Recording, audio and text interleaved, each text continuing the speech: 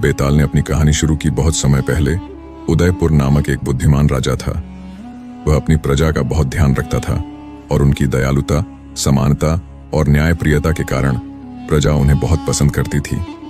राजा की एक सुंदर और बुद्धिमान बेटी थी जिसका नाम उपमंजरी था। उपमंजरी को जो भी देखता बस देखता ही रह जाता। जब उसकी शादी की बात आई तो कई राजकुमार उससे विवाह करना चाहते थे। राजा और रानी के लिए सही वर चुनने की समस्या खड़ी हो गई। एक दिन राजा अपने सजे हुए दरबार में बैठे थे, तभी एक सुंदर राजकुमार वहां आया। उसने आदरपूर्वक अभिवादन किया और बोला, मैं कालीगर का राजकुमार हूं और राजकुमारी से विवाह करने की इच्छा लेकर आया हूं। राजा ने कहा, कालीगर हमारा पड्डी ढौसी राज्य है। तुम्हारे साथ विवाह से हमारे संबंध और भी गहरे हो जाएंगे, लेकिन बताओ तुम्हारी क्या विशेषता है जो तुम्हें सबसे अलग बनाती है। राजकुमार बोला, महाराज, मैं एक योद्धा हूं और बहुत से युद्धों में पारंगत हूं। मैं अपने देश की सेना का सेनापति हूं और कई युद्ध जीत चुका हूं। राजा ने उसकी बात सुनकर उसे महल में ठहरने के लिए कहा। अगले दिन एक और राजकुमार आया। उसने भी विवाह की इच्छा जताई और कहा, मैं जनकपुर का राजकुमार हूं। मैंने कई धार्मिक पुस्तकों का अध्ययन किया है और जीवन का सत्य जानने की कोशिश में हूं। ज्ञान की खोज ही मुझे सबसे खास बनाती है। राजा ने उसकी बात से प्रभावित होकर उसे भी महल में ठहरने के लिए कहा। तीसरे दिन वैशाली का राजकुमार दरबार में आया और बोला, महाराज, मुझे प्रकृति माँ का आशीर्वाद प्राप्त है। मैं पशु पक्षियों की भाषा समझ सकता हूँ। राजा ने उसकी इस विशेषता की भी तारीफ की और उसे भी ठहरने की अनुमति दी। चौथे दिन मालवा का राजकुमार आया। उसने कहा, महाराज, मैं बहुत धनी राज्य का राजकुमार हूं। मेरा मानना है कि धन से ही सब कुछ संभव होता है। मैं एक सफल व्यापारी हूं और धन कमाने में निपुण हूं। राजा और रानी चारों राजकुमारों के गुण सुनकर निर्णय नहीं कर पा रहे थे कि किसे अपनी बेटी का वर चुने। अंत में उन्होंने निर्णय उपमंजरी पर ही छोड़ दिया। इतना कहकर बेताल ने राजा से पूछा, राजन, बताइए, उपमंजरी को किस राजकुमार को चुनना चाहिए। राजा ने तुरंत उत्तर दिया, यदि उपमंजरी बुद्धिमान है तो वह कालीगढ़ के राजकुमार को चुनेगी। जनकपुर का राजकुमार ज्ञानवान है, परंतु वह एक अच्छे शासक के रूप में सफल नहीं हो सकता। वैशाली का राजकुमार पशु पक्षियों की भाषा समझ सकता है, पर युद्ध और शासन में यह गुण बहुत उपयोगी नहीं होगा।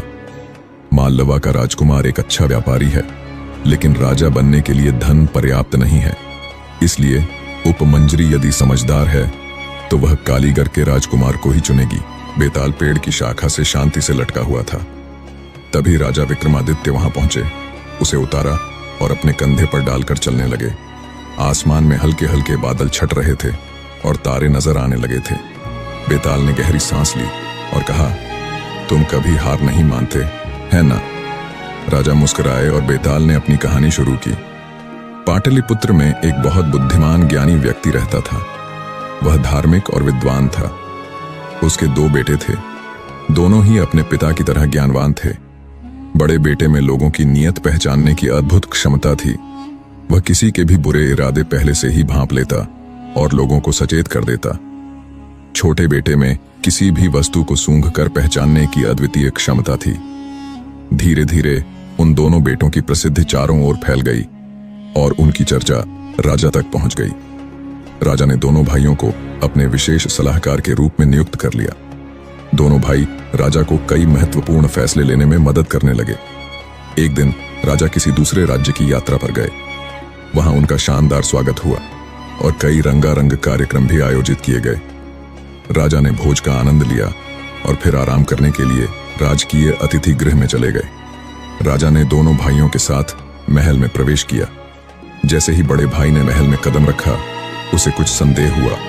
उसने कहा, महाराज, मुझे इस राज्य के राजा पर भरोसा नहीं है। मुझे लगता है कि वह आपको नुकसान पहुंचाने की योजना बना रहा है। राजा ने हैरानी से कहा, क्या बकवास कर रहे हो? उसने हमारा इतने अच्छे से स्वागत किया है और तुम कह रहे हो कि वह हमें मारना चाहता है। राजा ने उसकी बातों को नजरअंदाज करते हुए तख्त पर बैठकर तकिया उठाने के लिए झुके। तभी बड़े भाई ने राजा की कलाई पकड़ ली और कहा, महाराज, मुझे माफ करें, पर मुझे कुछ गड़बड़ लग रही है। कृपया इस तकिए की जांच करवा लें। राजा परेशान और नाराज हो गए, लेकिन बड़े भाई की बात नहीं मानी और छोटे भाई से तकिए की जांच करने के लिए कहा। छोटे भाई ने तकिए को सूंघा और बोला, महाराज, इस तकिए में जानवरों के बाल हैं जो इतने नुकीले हैं कि लेटते ही चुभ जाएंगे और आपकी त्वचा को काट देंगे। इसके अलावा तकिए के किनारे पर लगी लेस में जहर लगा हुआ है जो आपकी जान ले सकता है। राजा ने तुरंत तकिए को छूना भी बंद कर दिया और रात भर बिना तकिए के सोए।